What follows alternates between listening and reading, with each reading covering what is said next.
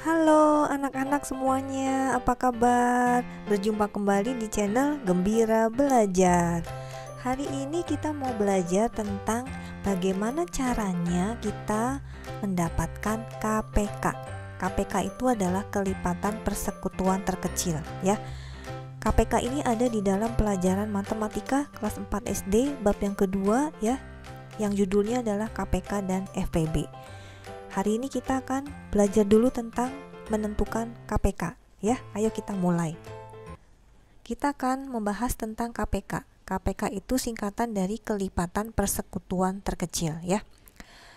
Misalnya kita mau menentukan KPK dari 6 dan 9. Nah, ada dua cara ya untuk mencari KPK. Kita akan mempelajari kedua cara ini. Cara yang pertama adalah dengan kita mendaftarkan atau menuliskan kelipatan dari 6 dan 9. Jadi kita tulis nih kelipatan 6, 12, 18, 24, 30, 36, 42, 48, 54, 60 dan seterusnya. Jadi masih banyak gitu ya, kita hanya tulis 10 saja. Kemudian kelipatan 9 juga kita tulis 9, 18, 27, 36, 45, 54, 63, 72, 81, 90 dan seterusnya. Nah, kemudian dari kelipatan 6 dan 9 ini kita lihat ada tidak angka yang sama. Ada ya angka yang sama di kelipatan 6 dan kelipatan 9. Nih yang sama 18. Ada lagi nggak yang sama? Ada 36. Ada lagi yang sama? Ada 54. Angka-angka yang sama ini disebut kelipatan persekutuan ya. Jadi kelipatan yang sama itu namanya kelipatan persekutuan. Jadi kalau ditanya kelipatan persekutuan dari 6 dan 9 adalah 18, 36, 54 dan seterusnya. Jadi masih ada ya angka-angka selanjutnya yang sama. Tapi kita hanya mengambil 3 angka persekutuan yang pertama saja ya, 18, 36, 54. Nah, kalau yang ditanya kelipatan persekutuan terkecil, kita lihat angka-angka kelipatan persekutuan dari 6 dan 9. Di sini kita punya 3 angka ya, kelipatan persekutuannya 18, 36, 54. Nah, dari ketiga angka ini mana yang paling kecil? 18 ya. Jadi, kelipatan persekutuan terkecil dari 6 dan 9 atau KPK dari 6 dan 9 adalah 18. Jadi kita ambil angka yang paling kecil ya, persekutuan yang paling kecil. Angka yang sama yang terkecil itu yang kita ambil. Itu yang disebut dengan KPK. Ini adalah cara yang pertama. Kalau angka-angkanya sudah semakin besar ya, kita sebaiknya menggunakan cara yang kedua. Itu dengan menggunakan pohon faktor. Ini adalah cara yang kedua ya. Jadi kita akan membuat pohon faktor. Kita ingat kembali bilangan prima 2, 3, 5, 7 dan seterusnya. Kita buat pohon faktor dari 6 ya. Kita bagi dengan 2 ya. 6 itu 6 bagi 2 3. 2 sudah bilangan prima, 3 sudah bilangan prima. Kita lingkari ya. Jadi faktorisasi dari 6 adalah 2 kali 3. Jadi perkalian dari bilangan-bilangan primanya. Bagaimana kalau 9? Kita buat pohon faktornya. 9 ini bisa dibagi dengan 3 ya. 9 bagi 3, 3. 3 sudah bilangan prima ya. Jadi faktorisasi dari 9 adalah 3 kali 3 atau 3 pangkat 2. Kalau anak-anak masih bingung bagaimana ya menentukan pohon faktor ini ya, kalian bisa lihat di video sebelumnya ya. Sekarang kita akan mencari KPK dari 6 dan 9. Kita lihat di sini. 6 punya angka 2. Tapi di 9 tidak ada angka 2 ya, kita tetap ambil. Jadi meskipun di 9 tidak ada faktor 2, tetap kita ambil faktor 2-nya. Karena KPK itu rakus, KPK itu mau semua bilangannya. Jadi kita tulis angka 2-nya ya. Lalu kita kalikan dengan, nah kita lihat di sini. 6 punya faktor 3, 9 juga punya faktor 3. Kalau di angka 6 itu faktor 3-nya cuma ada 1. Kalau di 9 faktor 3-nya ada 2, 3 kali 3 jadi 3 pangkat 2. Nah, kalau KPK itu kita pilih ya angka yang pangkatnya lebih besar. Kalau yang di angka 6 itu 3-nya cuma ada 1, 3 pangkat 1. Kalau yang di 9 itu 3-nya 3 pangkat 2. Mana lebih besar? 3 pangkat 1 atau 3 pangkat 2? Tentunya 3 pangkat 2 ya. Jadi yang kita ambil adalah 3 pangkat 2. Jadi KPK dari 6 dan 9 itu adalah 2 dikali 3 pangkat 2. Nah, ini tinggal kita cari hasilnya. 2 dikali 9. 3 pangkat 2 itu adalah 3 kali 3. 3 kali 3 adalah 9. 2 kali 9, 18 ya. Hasilnya sama ya, seperti cara yang pertama.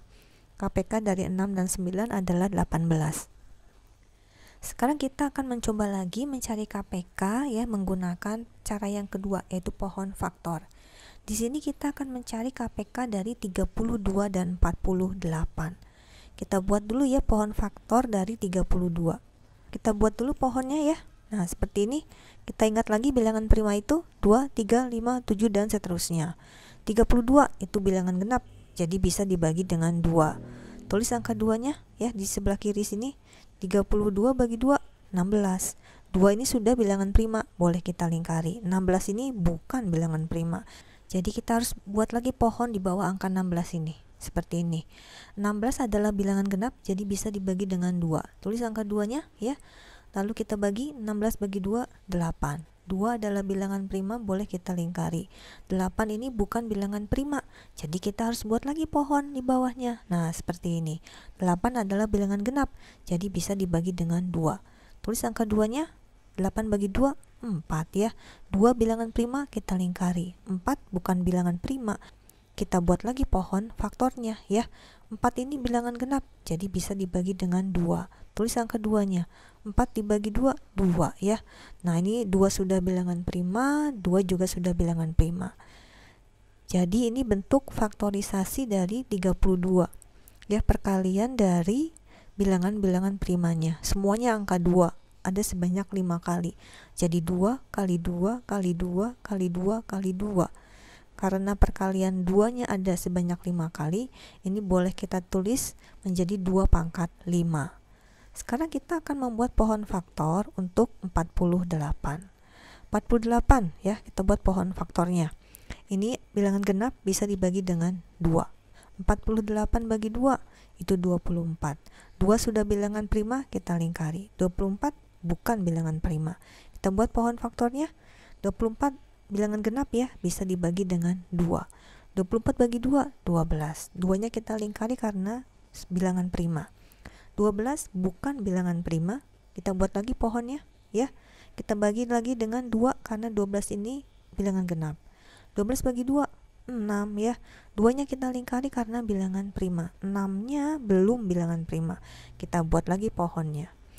6 bilangan genap bisa dibagi dengan 2. 6 bagi 2, 3. 2 ini bilangan prima ya, kita lingkari. Nah, 3-nya juga sudah bilangan prima, kita lingkari. Selesai kita membuat pohon faktornya.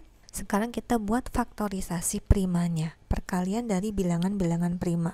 Perkalian dari bilangan-bilangan yang kita lingkari ya. Jadi 48 itu sama dengan 2 kali 2 kali 2 kali 2 kali 3. Nah, ini perkalian 2-nya ada 4 kali. Jadi boleh kita tulis 48 itu sama dengan 2 pangkat 4 kali 3.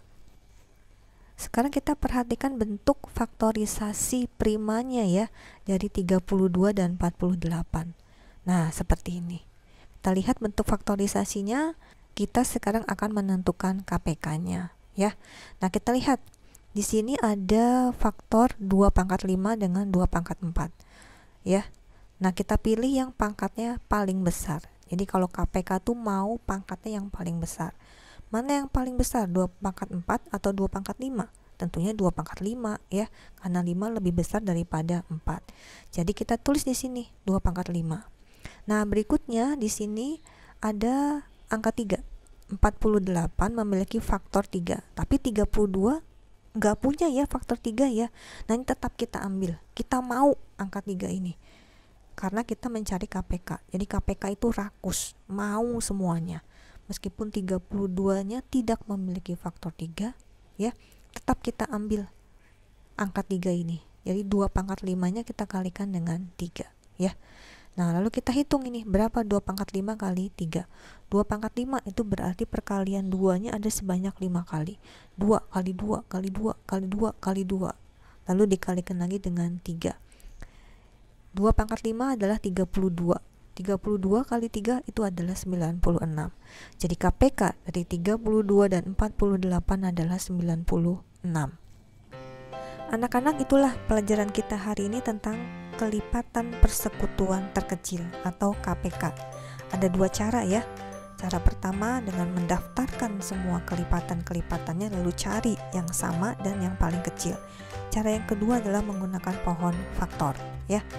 Kalian dapat mempelajari lagi ya KPK ini di rumah bersama papa, mama ataupun kakak kalian. Ulangi lagi sampai kalian paham. Ingat untuk like videonya, juga share dan subscribe ke channel Gembira Belajar. Sampai berjumpa di video berikutnya. Bye bye.